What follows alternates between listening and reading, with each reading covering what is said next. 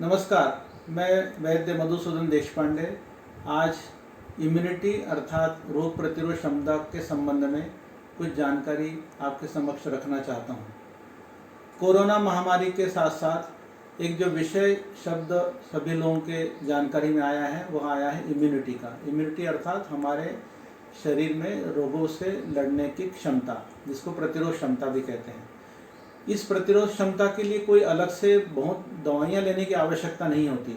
इस क्षमता को हमारे सामान्य दिनचर्या से भी बहुत आसानी से बढ़ाया जा सकता है। कुछ 4-5 बिंदु मैं आपके समक्ष इस संबंध में रखता हूँ। सबसे पहले इसमें आहार का ध्यान रखना चाहिए। जो भी मौसम के अनुसार आहार हो उस हिसाब से आहार का बराबर सेवन करना चाहिए। मौसम के अनुसार फल, सब्जियाँ, सभी प्रकार के दालें, कहना चाहिए कि संतुलित आहार यदि हम लेते हैं तो हमारे इम्यूनिटी के लिए बहुत लाभदायी होता है।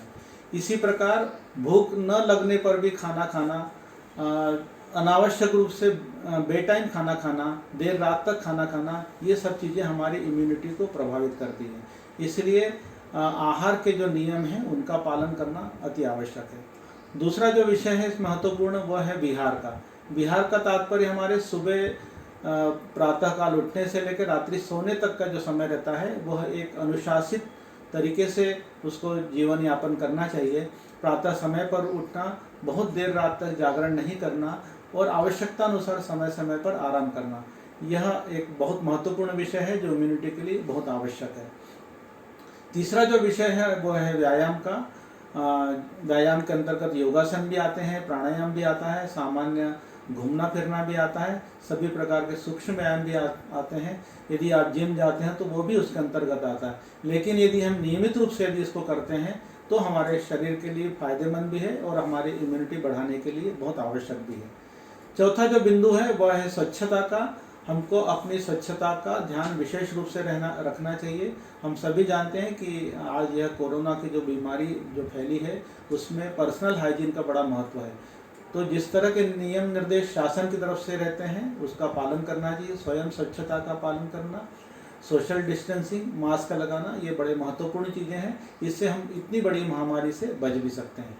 और जो चौथा पांचवा जो बिंदु है जो जिसका विशेष रूप से उल्लेख मैं यहाँ करना चाहूँगा वो है कुछ विशेष प्रकार की औषधियाँ होती हैं जो हमारी रोग प्रतिरोध क्षमता को बढ़ाने में सहायक होती हैं। लेकिन वो तभी सहायक होती हैं जब इन सब ऊपर की 4 जो बातें मैंने बताई उनका पालन करते हुए इसका यदि सेवन करेंगे। आयुर्वेद में च्यवनप्राश अधिकतर लोग जानते ही हैं। च्यवनप्राश का नियमित रूप से सेवन किया जा सकता है। अश्वगंधा है, मुलेठी है, पिपली है, आंवला है, इन सब का भी उपयोग यदि हम करते हैं तो हमारे इम्यूनिटी बढ़ाने के लिए बहुत उपयोगी है।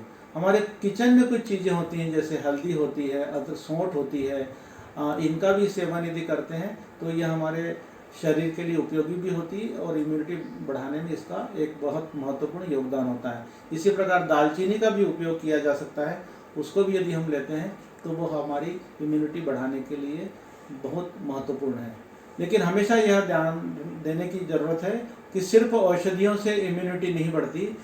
इम्यूनिटी बढ़ाने के लिए यह बहुत ज़रूरी है कि आपका खान पान संतुलित हो, नियम के अनुसार हो, व्यायाम नियमित रूप से आप करें और स्वच्छता के नियम निर्देशों का पालन करें। आप सभी स्वस्थ रहें, यही मेरी शुभकामनाएं हैं। कैसा लगा ये वीडियो हमें कमेंट सेक्शन में ज़रूर बताएं और अगर ये वीडियो पसंद आया हो तो इसे लाइक और शेयर भी करें और हमारे channel Asia net news Hindi को सब्सक्राइब करना ना भूलें और इसके नोटिफिकेशन पाने के लिए बेल आइकन को ज़रूर दबाएं।